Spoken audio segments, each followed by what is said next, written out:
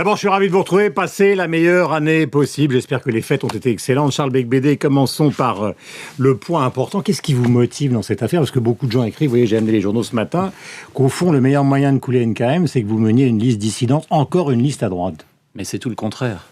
Ce que vient de dire Guillaume Tabar est très intéressant. Sur Radio Classique. C'est-à-dire qu'il s'agit de tout faire pour tenter de battre Hidalgo. Moi, je fais partie de ceux à droite qui croient qu'il est encore possible qu'il y ait une alternance à l'Hôtel de Ville. Et c'est diablement nécessaire. Parce que Paris recule, Paris n'est que l'ombre d'elle-même. Paris, c'est les films de Woody Allen, c'est Audrey Tautou, mais je suis désolé, non, c'est aussi une grande métropole, c'est une ville capitale.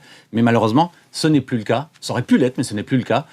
Dans ce cas-là, quel est l'intérêt? Par rapport à Londres, nous reculons. D'accord, mais quel est l'intérêt d'une deuxième liste à droite? Parce que c'est ça la question. C'est très simple. La stratégie unioniste qui consiste à faire un bloc au premier tour, elle fonctionne peut-être dans certains cas lorsque la campagne est hyper bien organisée, mais là, ce n'est pas le cas.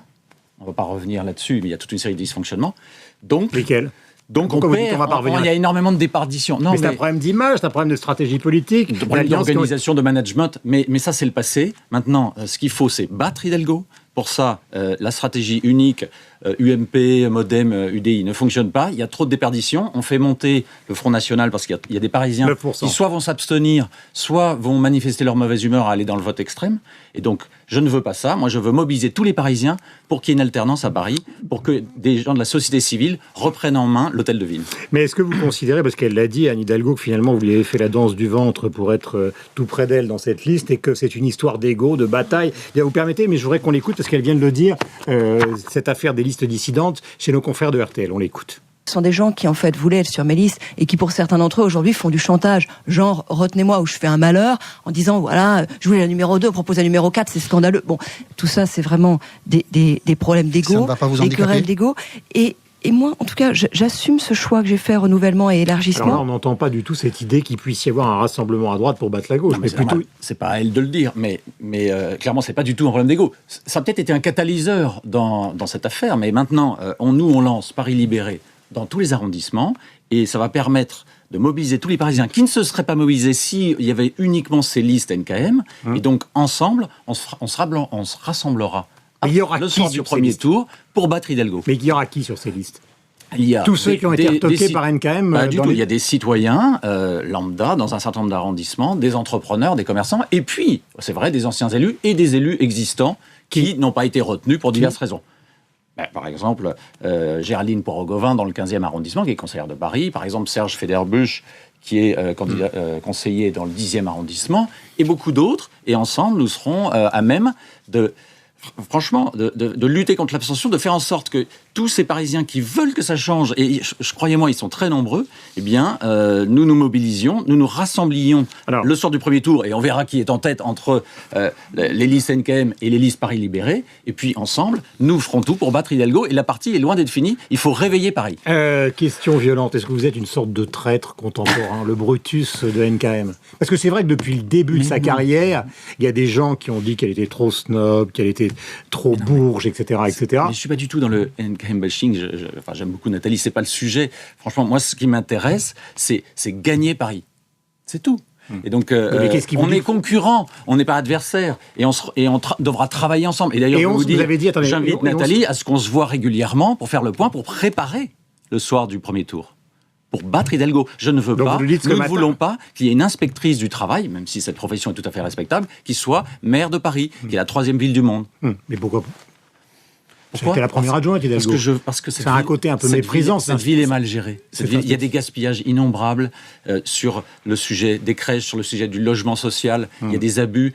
Nous voulons plus de transparence, nous voulons plus d'éthique, nous voulons moins de parachutage, nous voulons que ce sont des gens de la société civile qui soient majoritairement en charge de la gestion de la ville de Paris. Est-ce que c'est Jean-François Copé qui vous a poussé à mener cette liste dissidente? Absolument pas.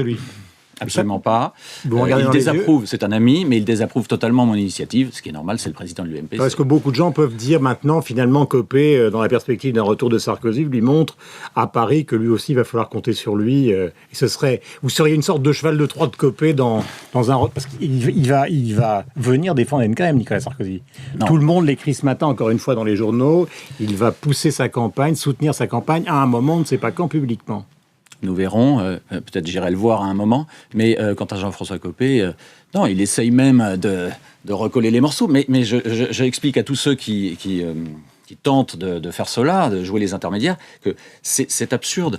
Si on veut gagner Paris, nous avons besoin d'une pluralité d'offres politiques, de façon à mobiliser tous les Parisiens. Sinon, c'est perdu. Moi, je crois encore qu'il est possible de battre Hidalgo, et c'est incroyablement nécessaire si on veut que Paris redevienne une grande ville, une vraie ville capitale. Mais qu'est-ce qui vous a motivé dans cette affaire ? Ben moi, vous savez bien, Guillaume Durand, moi je m'engage, je suis un entrepreneur, je m'engage aux politiques parce que je pense que la France est confrontée à des défis incroyables et qu'il faut que tout le monde s'engage. Alors, je me suis organisé pour que ce soit possible, j'ai du temps et depuis plusieurs années, je m'engage en politique au niveau national et au niveau local. J'ai été candidat aux législatives à Paris pour être député de Paris, je n'ai pas été élu, et là, dans la bataille municipale, j'entends jouer un rôle important. Mais vous savez que Paris va être un des symboles pour le jugement, justement, qui sera porté en mars sur la politique de François Hollande. Paris comme Marseille avec Menucci, etc. Donc si vous perdez à Paris, ça va être une catastrophe. Enfin, ça va être une catastrophe de votre point de vue. Mais c'est pour ça qu'il faut gagner. Car en effet, vous avez raison, c'est le seul message que François Hollande pourra entendre. Si jamais Paris bascule, il sera obligé de changer de politique. Alors que si, malheureusement, Paris ne bascule pas, et malheureusement, actuellement, c'est vrai que les sondages sont plutôt dans ce scénario, eh bien, je l'entends déjà à 20h30, le soir du 30 mars, dire qu'il comprend le vote des Français et qu'il est heureux que les Français approuvent sa politique. Alors que c'est un désastre et que seuls 17% des Français approuvent sa politique. Mais vous l'avez vu pour les venues du 31 décembre, vous êtes chef d'entreprise, quand vous l'entendez parler d'ordonnance, c'est ce que souhaitait Copé il y a encore peu de temps, de pacte de responsabilité avec les entreprises. Oui. Vous y croyez, vous n'y croyez pas ? C'est amusant ce retournement. Maintenant, on va voir dans les actes, il va falloir réduire les dépenses publiques de plusieurs dizaines de milliards d'euros de plus que ce qu'il avait déjà annoncé. On ne voit toujours pas où sont les économies. Et quant au chômage, la seule façon de réduire ce chômage, c'est de dérigidifier le marché du travail. On le sait bien. Et malheureusement, c'est impossible. Ce n'est pas dans son ADN. Mais est-ce que c'est pas ça qu'il a derrière la tête ? Puisque finalement, ses vœux interviennent après des chiffres du chômage décevants et après donc des emplois d'avenir et autres emplois financés par l'État décevants. Donc au fond, il s'adresse à vous. Souhaitons-le. Moi, je suis avant tout un citoyen qui veut que ça marche, qui veut que la France redevienne un grand pays, retrouve son rang et sa capitale également. Et donc si... chose incroyable, François Hollande et le gouvernement va dans le bon sens, tant mieux, mais permettez-moi d'en douter.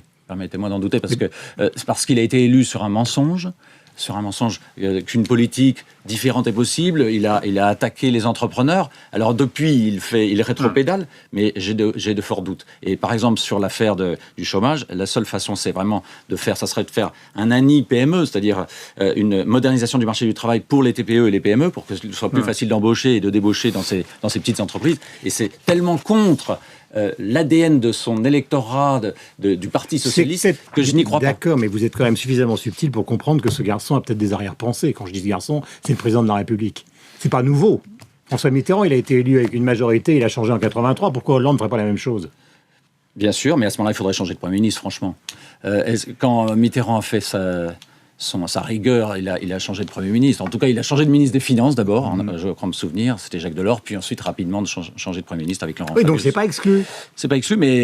il y a même des gens, par exemple, j'ai du mal à le croire. Franchement, dans les 3 mois qui viennent, c'est hautement improbable. Alors, il va y avoir des assises de la fiscalité, il va y avoir des tables rondes. On attend un rapport sur le financement de la protection sociale pour juin. Donc vous voyez, on a le temps.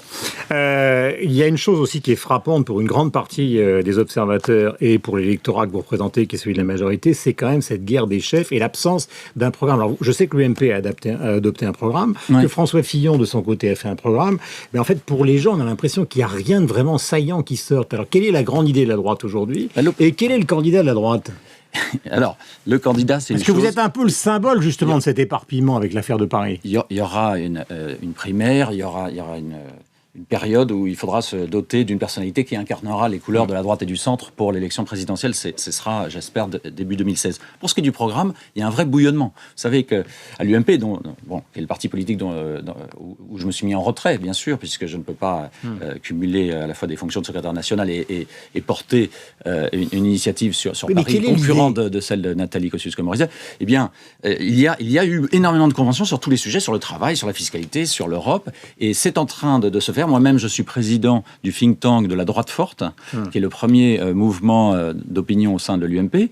Et Et nous travaillons sur tous ces sujets. Et je peux vous dire que l'idée, c'est que le candidat, quel qu'il soit, lorsqu'il sera choisi, eh bien, il aura avec lui un programme extrêmement clair où les réformes seront faites sur les 6 premiers mois de 2017. Mais écoutez, pardonnez-moi d'être le sceptique de service, mais c'est quand même important. Il y a encore 3 semaines, 1 mois, juste avant les vacances, Jean-François Copé dit c'est très simple, pour empêcher tout président de la République de reculer, s'il est de droite après avoir été élu, on va légiférer par ordonnance. Et maintenant, François Hollande, au fond, va piquer dans la hotte de Jean-François Copé, ce qui était son idée majeure. Mais tant mieux. Non mais, cela dit, j'ai des doutes très forts, franchement, sur Hollande. Mais en tout cas, il l'a dit. Nous, à droite et au centre, en 2005, d'ailleurs, il disait le contraire. C'est ce qu'on fera. On aura donc ce programme avec les 10-15 réformes indispensables que la France attend depuis 30 ans. Et on les fera. Mais s'il le fait avant vous. Dans les 180 jours qui suivent l'élection présidentielle. Mais d'accord, mais s'il le fait avant vous.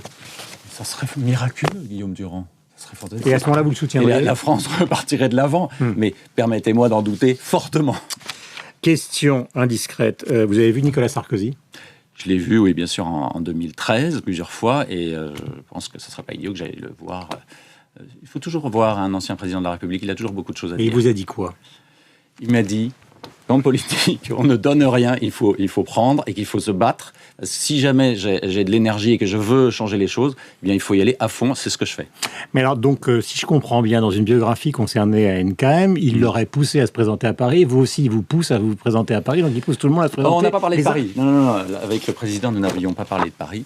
Mais un tout petit peu pour ce qui est d'un arrondissement. Mais non, à l'époque, j'envisageais pas de me retrouver dans cette situation à fédérer tous les Parisiens qui veulent que ça change à Paris. C'est un peu, il y a eu des catalyseurs qui ont conduit à cela. J'en suis ravi. Et avec d'autres, nous allons tout faire pour battre Hidalgo. Et franchement, je crois que c'est possible. On va réveiller cette campagne, d'où le nom Paris libéré. Est-ce qu'elle n'est pas assez à droite, NKM ? Est-ce qu'elle n'est pas assez à droite ? Oui. C'est clair que cette stratégie d'union à tout prix, notamment vers le MoDem qui s'est beaucoup gauchisé ces dernières années, a tendance à la dégarnir de sa droite. Je suis un entrepreneur, je ne suis pas un expert de la politique politicienne, mais il n'est pas très... il n'y a pas besoin d'être un génie pour comprendre qu'en effet, elle se dégarnit sur sa droite. Et que donc c'est le sens politique. Et ceci est dangereux. Non, mais nous, ce qu'on veut, vous allez vous retrouver quand même, parce que mobiliser tous les écoute depuis 10 minutes, et j'ai l'impression qu'à un moment, vous allez vous retrouver au soir du premier tour et vous allez faire chacun. C'est évidemment ça qui va se passer. Mais c'est tout à fait ça. Nous sommes dans le même camp. Nous voulons faire un grand rassemblement le soir du premier tour pour battre Hidalgo. C'est ça, en effet. Nous ne sommes pas concurrents, nous sommes complémentaires. Et j'espère que nous allons pouvoir travailler ensemble. Vous avez envisagé ce qu'on appelle, dans le domaine du spectacle, un gigantesque bid ? Bien sûr, il faut être modeste en politique comme dans l'entreprise, mais permettez-moi de penser que je sens quand même une vraie mobilisation, beaucoup de sympathie de la part de nombreux Parisiens, notamment chez les jeunes, et je pense que nous n'allons pas du tout faire un bid, bien au contraire, et on pourrait créer la surprise et en tout cas réveiller cette campagne. Dernier point, puisque vous avez vu Nicolas Sarkozy à plusieurs reprises en 2013, est-ce que vous êtes certain qu'il va revenir ? Il faut répondre brièvement avec le bon terme. Oui.